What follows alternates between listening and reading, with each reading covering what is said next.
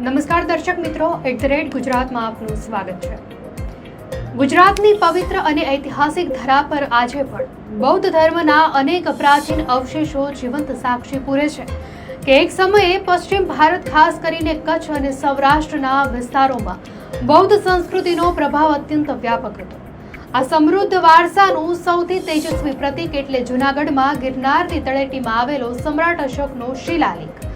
આશરે 2300 વર્ષ પહેલા મૌર્ય સામ્રાજ્યના પ્રતાપી શાસક અશોકે પથ્થર પર જે સંદેશાઓ કોતરાવ્યા હતા તે આજે પણ માનવતા અને કલ્યાણકારી શાસનના આદર્શો તરીકે ઓળખાય છે।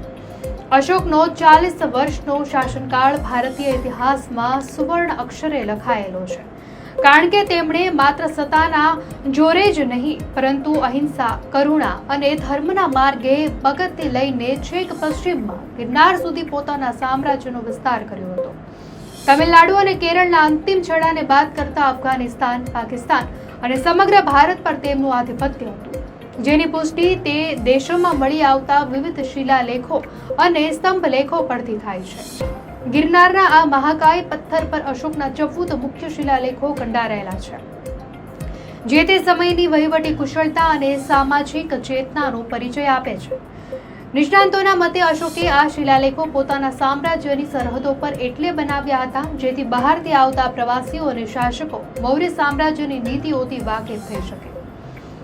આ શિલાલેખોમાં મુખ્યત્વે બ્રાહ્મી લિપિ અને પ્રાકૃત ભાષાનો ઉપયોગ થયો છે, જે તે સમયે સામાન્ય જનતાની ભાષા હતી। જો કે ગિરનારના લેખોમાં પાલી ભાષાના અંશો પણ જોવા મળે છે, જેના કારણે કેટલાક વિદ્વાનો આ પ્રદેશને પાલી ભાષાનું ઉદ્ભવ સ્થાન પણ માને છે। ઇતિહાસમાં લેખોને ઉકેલવા માટે લાંબા સમય સુધી પ્રયત્નો થયા હતા, પરંતુ છેવટે 19મી સદીમાં જેમ્સ પ્રિન્સેપ નામના બ્રિટિશ વિદ્વાને સિક્કાઓ પરની ગ્રીક અને અજ્ઞાત લિપિની તુલના કરીને આ રહસ્યમય લખાણ ઉકેલવામાં સફળતા મેળવી। ત્યારબાદ જ ખબર પડી કે દેવાનમ્પ્ય પિયદસી તરીકે ઓળખાતા રાજા બીજું કોઈ નહીં પણ સમ્રાટ અશોક પોતે જ હતા। અશોકના સંદેશાઓમાં પશુ બલિ પર પ્રતિબંધ, મનુષ્યોની સાથે પ્રાણીઓ માટે પણ દવાખાનાની સુવિધા, માર્ગો પર વૃક્ષારોપણ અને કુવા ખોદાવા જેવા પર્યાવરણલક્ષી અને લોક કલ્યાણકારી કાર્યોની વાત કરવામાં આવી છે। 5મા અને 6ઠ્ઠા શિલાલેખમાં અશોકે પ્રજાની સંભાળ માટે નવ મહામાંત્રોની નિમણૂક કરી હતી અને તેઓ સ્પષ્ટપણે કહેતા કે રાજા ગમે ત્યાં હોય, ભલે ભોજન કરતો હોય, અધિકારીઓ પ્રજાના પ્રશ્નો લઈને ગમે ત્યારે તેને મળી શકે છે। આ શિલાલેખોમાં સૌથી મહત્વનો 13મો શિલાલેખ માનવામાં આવે છે, જેમાં કલિંગના ભયાનક યુદ્ધનો ઉલ્લેખ છે। એવું મનાય છે કે કલિંગના યુદ્ધમાં થયેલો માનવ સંહાર જોઈ અશોકનું હૃદય પરિવર્તન થયું અને તેમણે ભેરીઘોષને બદલે ધમ્મઘોષ અપનાવ્યો।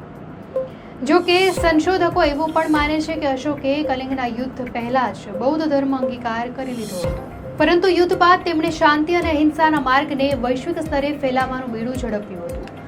સૌરાષ્ટ્ર અને મૌર્ય સામ્રાજ્યનો સંબંધ અશોક પહેલા તેમના દાદા ચંદ્રગુપ્ત મૌર્યના સમયથી હતો, જેમણે અહીં સુદર્શન તળાવનું નિર્માણ કરાવ્યું હતું। આમ ગુજરાતની આ ભૂમિ સદીઓથી મૌર્ય શાસકોના પ્રજાલક્ષી કાર્યોની કેન્દ્ર રહી છે। અશોકના વિચારોમાં ધાર્મિક સહિષ્ણુતાનો પણ અદ્ભુત સંદેશ જોવા મળે છે। તેમણે 12મા શિલાલેખમાં સ્પષ્ટ લખાવ્યું છે કે પોતાના ધર્મની પ્રશંસા કરવા માટે બીજાના ધર્મની નિંદા કરવી ન જોઈએ। આ ઉમદા વિચારો અને શિલાલેખો પર કોતરાયેલી શાસન વ્યવસ્થાને જ આધુનિક ભારતના લોકશાહી માળખાને અને આપણા રાષ્ટ્રીય પ્રતીકોને પ્રેરણા આપી છે। આજે પણ જૂનાગઢનો આ પથ્થર માત્ર એક શિલા નથી, પણ સમ્રાટ અશોકની કરુણા અને ભારતીય ઇતિહાસના ભવ્ય વારસાનો અમર દસ્તાવેજ પણ છે। દર્શક મિત્રો, આ માહિતી આપને કેવી લાગી? આપની પ્રતિક્રિયા અમને કોમેન્ટમાં ચોક્કસથી જણાવશો, અને જો આપને આ વિડીયો સારો લાગ્યો હોય તો વિડીયોને લાઇક કરો અને ચેનલને સબસ્ક્રાઇબ કરો।